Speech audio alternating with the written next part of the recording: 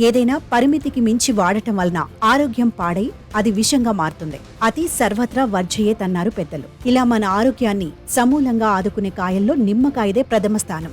అది ఒక్కోసారి ప్రాణాల మీదకు కూడా తేవచ్చు.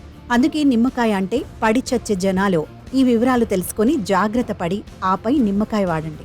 మన ఆరోగ్యానికి సిట్రస్ కలిగిన పదార్థాలు ఎంతో మేలు చేస్తాయి. ముఖ్యంగా నిమ్మకాయలు తీసుకోవటం వల్ల శరీరం ఆరోగ్యంగా ఉంటుంది.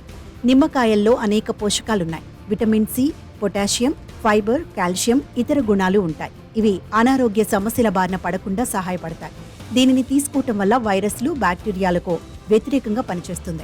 అయితే నిమ్మకాయను తీసుకోవటం వల్ల మంచి ఫలితాలు కలగడంతో పాటు కొన్ని దుష్ప్రభావాలు కూడా కలుగుతాయి.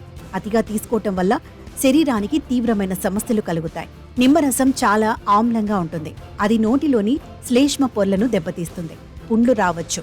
నిమ్మరసం జీర్ణరసాల ఉత్పత్తిని పెంచుతుంది. కడుపులో అసౌకర్యం, మంట, వికారం, వాంతులు కూడా రావచ్చు. నిమ్మరసం గుండెల్లో మంటను మరింత తీవ్రతరం చేస్తుంది. నిమ్మరసంలోని ఆమ్లం పళ్ల ఎనామిల్ను క్షీణింపచేస్తుంది. నిమ్మరసంలోని ఆక్సలేట్ మూత్రపిండాలలో రాళ్లు ఏర్పడే ప్రమాదాన్ని పెంచుతుంది. నిమ్మరసంలోని టైరామైన్ కొంతమందిలో తలనొప్పికి దారితీస్తుంది. నిమ్మరసం చర్మానికి హానికరం కావచ్చు. దద్దుర్లు, దురద వంటివి రావచ్చు. నిమ్మరసంలోని సిట్రిక్ ఆమ్లం నిద్రలేమికి కారణం కావచ్చు. కొంతమందికి నిమ్మరసం వల్ల అలర్జీలు రావచ్చు. వాపు, దురద, శ్వాస తీసుకోవడంలో ఇబ్బంది వంటి లక్షణాలు కనిపిస్తాయి. గర్భిణీ స్త్రీలు నిమ్మరసం అధికంగా తీసుకోవటం వల్ల గర్భస్రావం, పిండం లోపాలు వంటి సమస్యలు రావచ్చు.